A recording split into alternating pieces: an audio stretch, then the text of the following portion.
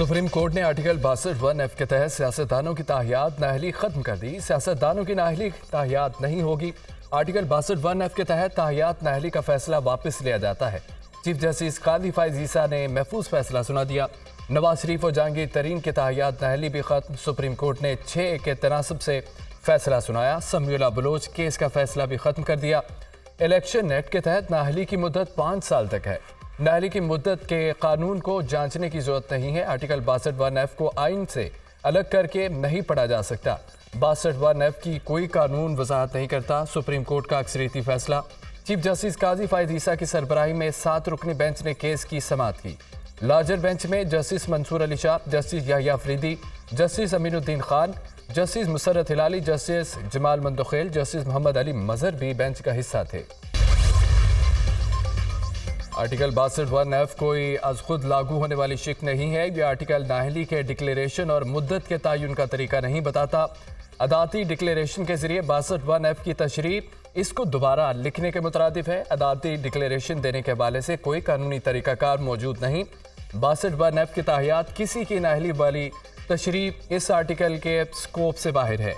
ऐसी तशरीह उम्मीदवार को वोट देने के बुनियादी हक को ख़त्म करती है। ऐसी तशरीह आर्टिकल 17 में दर्ज हकूक़ के खिलाफ है। जब तक कोई कानून 62(1)(f) को काबिल अमल बनाने नहीं बनता, उसकी हैसियत 62(1)(d), (e) और (g) जैसी है। इलेक्शन एक्ट की सेक्शन 232 में तरमीम को जांचने की जरूरत बाकी नहीं रहती। सियासतदानों की ताहियात नाअहली केस का मुख्तसर तहरीरी फैसला जारी। जस्टिस याहिया अफरीदी का ताहियात नाअहली अक्सरियती फैसले थे इख्तलाफ। एहतराम के साथ मैं अक्सरियती फैसले से मुत्तफिक नहीं हूँ। आर्टिकल 62(1)(f) की ताहियात नाअहली ताहियात है और ना ही मुस्तकिल। नाअहली अदालत फैसला मौजूद होने तक है। समीउल्लाह बलोच केस में आज खुद नतीजा कानूनी तौर पर दुरुस्त है। जस्टिस याहिया अफरीदी का इख्तलाफी नोट। जी, बड़ा खुशाइंद फैसला है और मैं समझता हूँ कि एक जो गैर नाइंसाफी हुई थी उसका तदारुक हुआ है। और उन्होंने जो अपना अर्लियर डिसीजन था समीउल्लाह बलोच का, जिसमें सुप्रीम कोर्ट ने एक ऐसी तशरीह कर दी जिसका आईनी शिकों से कोई ताल्लुक इसलिए नहीं था कि जो आईने पाकिस्तान में क्वालिफिकेशंस और डिसक्वालिफिकेशंस जो है इलेक्शन में हिस्सा लेने की, उनमें कहीं पे ये नहीं है कि वो ताहयात नाअहल कर दिया जाए किसी को।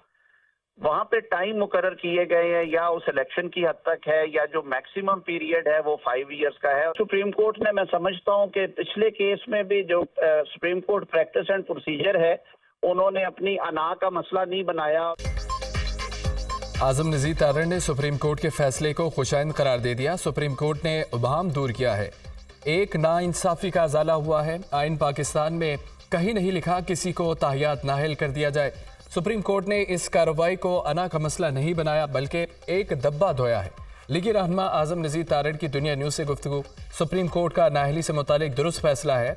एक बड़ी गलती जो सुप्रीम कोर्ट ने की थी उसकी तलाफी हुई है। पनामा में नाअहली भी एक गलत फैसला था। सुप्रीम कोर्ट को चाहिए अपने बाकी फैसलों पर भी नज़रसानी करे।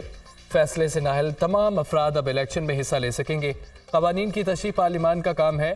अदालतें आइंदा अपने दौरे कार में रहकर फैसले करेंगे। साबिक अटॉर्नी जनरल इरफान कादिर की गुफ्तगू। आज सुप्रीम कोर्ट ने तारीखी फैसला दिया। आइन की मनपसंद तशरीह के जरिए नवाज शरीफ की ताहियात नाअहली की घरौनी साजिश तन तोड़ गई। मैं दिल की गहराइयों से अपने भाई और कायद को मुबारकबाद पेश करता हूँ। कायद नवाज शरीफ के इंतखाबात में हिस्सा लेने में अब कोई कानूनी रुकावट नहीं।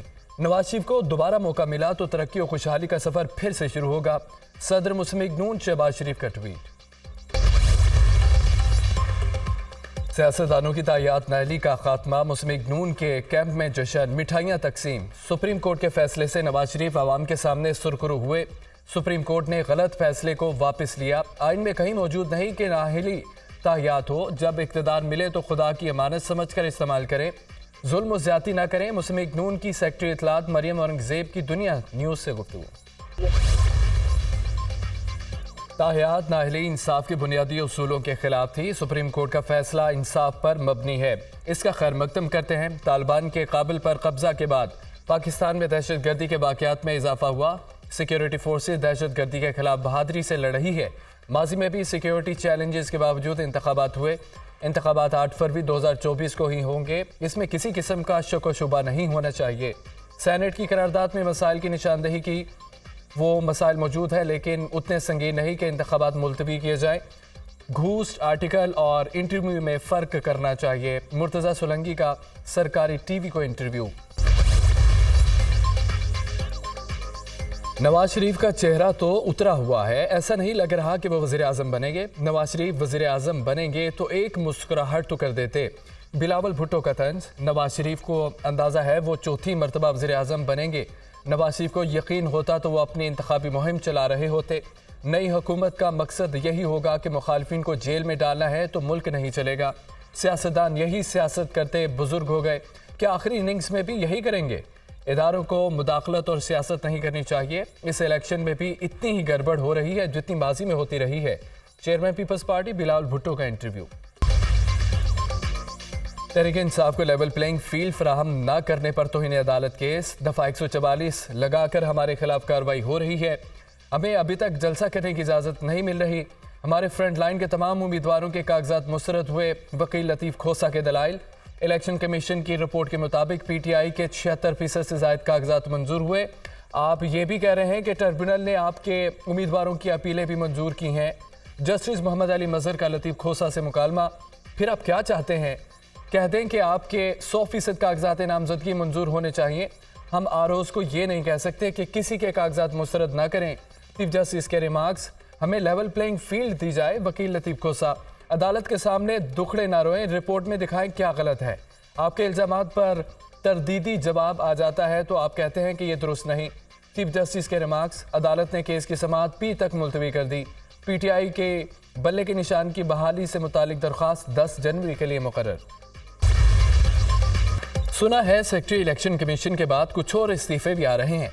PTI 2/3 से ज़्यादा अक्सरियत से जीतेगी। इस खौफ से इलेक्शन से भाग रहे हैं। हमने बांग्लादेश में बाइकआउट का नतीजा देख लिया है। पेशावर हाई कोर्ट में केस लगा हुआ है। उम्मीद है बल्ले का निशान बहाल होगा। तहरीक इंसाफ को कॉर्नर मीटिंग तक की इजाज़त नहीं दी जा रही। रहनुमा PTI लतीफ़ खोसा की मीडिया से गुफ्तगू।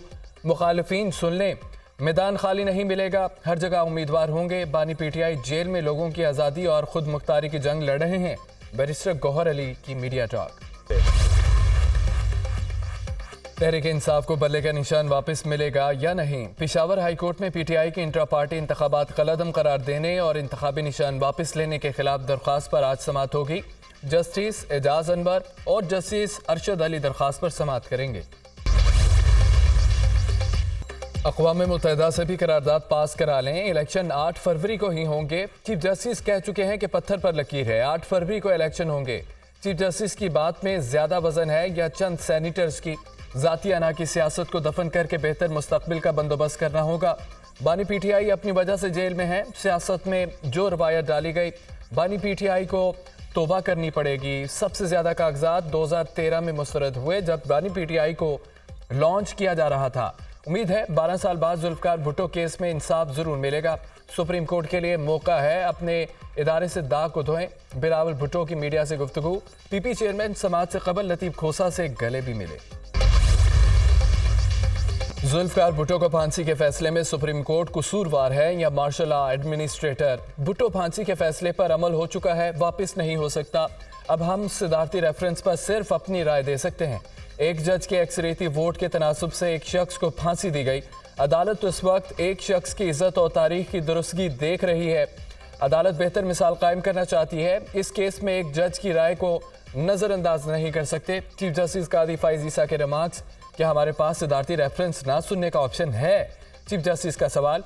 आईनी तौर पर तो अदालत के पास रेफरेंस पर राय देने के अलावा कोई ऑप्शन नहीं। वकील मखदूम अली खान के दलाइल। सवाल मोबम है तो अदालत के पास ऑप्शन राय देना ही होगा। साबिक जज नसीम हसन शाह का इंटरव्यू अदालत में सुनाया गया। क्या हम इंटरव्यू की बुनियाद पर सुप्रीम कोर्ट के फैसले का दोबारा जायजा लेकर राय दें?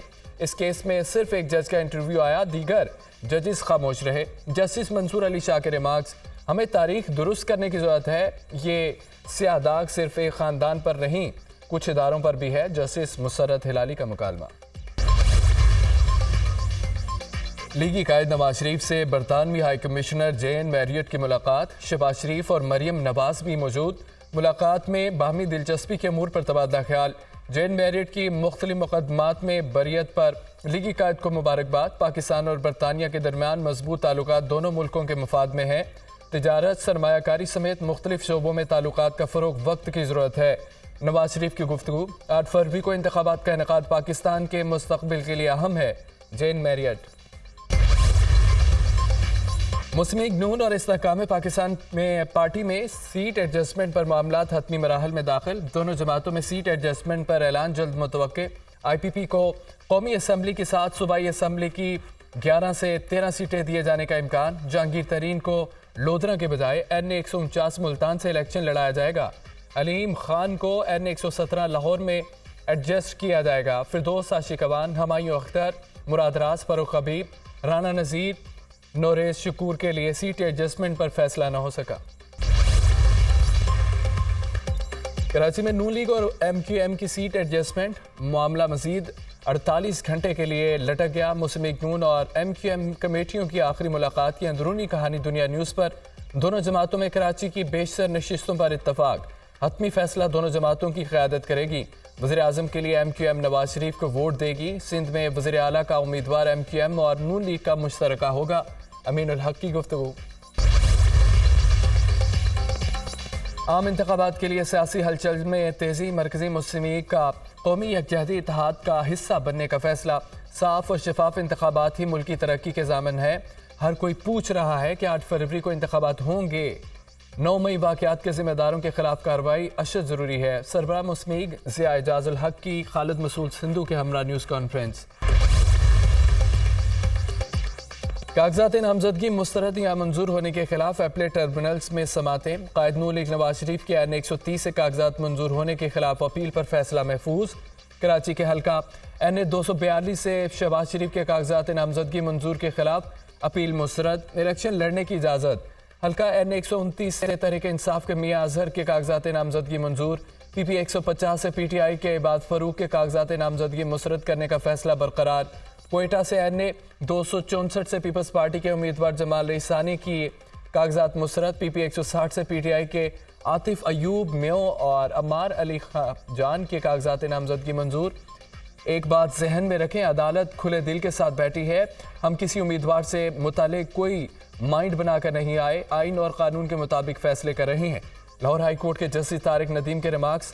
इलेक्शन ट्रिब्यूनल ने सरदार अख्तर मेंगल को 1 सूबाई और 2 कौमी असम्बली की नशिस्तों पर इलेक्शन लड़ने की इजाज़त दे दी।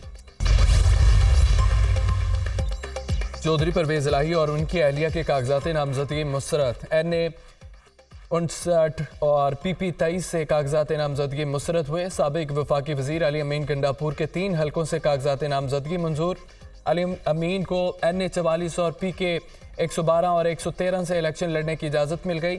NA 223 बदीन से साबिक वज़ीर दाखिला सिंध डॉक्टर जुल्फ़िकार मिर्ज़ा और उनकी अहलिया डॉक्टर फहमीदा मिर्ज़ा के कागजात मुस्तरद। PS 125 से PTI के मोहम्मद फारूक के कागजात नामजदगी मुस्तरद। PS 116 से तहरीक इंसाफ के उम्मीदवार अमजद खान की अपील मंजूर। PS 118 से PTI के हसन ज़ैब और अब्दुल क़य्यूम को इलेक्शन लड़ने की इजाज़त मिल गई। इलेक्शन ट्रिब्यूनल ने रिटर्निंग अफसरान के फैसले कलअदम करार दे दिए। PS 63 हैदराबाद से तहरीक इंसाफ के उम्मीदवार आरजू फैसल के भी कागजात नामजदगी मुस्तरद मंजूर। ख्वाजा सरा नायाब अली के कागजात नामजदगी मंजूर होने के खिलाफ अपील पर फैसला महफूज। Army chief general Syed Asim Munir का 2 रोज़ा दौरा बहरीन। सिपा सलार की बहरीन के बादशाह हमद बिन ईसा अल खलीफा से मुलाकात। आर्मी चीफ की बहरीन के वली अहद, बहरीन डिफेंस फोर्सेस के कमांडर और नेशनल गार्ड के कमांडर से भी मुलाकातें। पाक बहरीन फौजी और सिक्योरिटी ताउन से मुतालिक अमूर पर तबादला ख्याल। बहरीन के बादशाह ने आर्मी चीफ को बहरीन के फौजी एजाज़ order of Bahrain first class से नवाजा। मुअज़्ज़िज़ीन के दहशत गर्दी के खिलाफ जंग में पाक फौज की कामयाबियों की तारीफ। इलाकाई अमन और इस्तेहकाम के लिए पाक फौज की जारी कोशिशों को सराहा। आर्मी चीफ ने इंसदादी दहशत गर्दी की तरबियती मश्क से मुतालिक एक मुजाहरे का भी मुशाहिदा किया। ISPR JUI सरबराह मौलाना फजल रहमान की अमारात इस्लामी अफगानिस्तान के वज़ीर आज़म मुल्ला मोहम्मद हसन अखुंद से मुलाकात। तमाम मसाइल के हल की राहें तलाश करने पर इत्तफाक। दौरे का मकसद दोनों ममालिक के ताल्लुकात में पाई जाने वाली गलत फहमियों को दूर करना है। दोनों मुल्कों के सियासी ताल्लुकात, मईशत, तजारत और बाहमी तरक्की में ताउन की राहें तलाश करना है। मौलाना फजल रहमान की गुफ्तगू अफगानिस्तान, पाकिस्तान समेत किसी भी पड़ोसी मुल्क को नुकसान पहुँचाने का या मसाइल पैदा करने का इरादा नहीं रखता। मसाइल के हल और गलत फहमियों के खात्मे के लिए उलमा कराम का किरदार अहम है। अफगान वज़ीर आज़म मुल्ला मोहम्मद हसन अखुंद।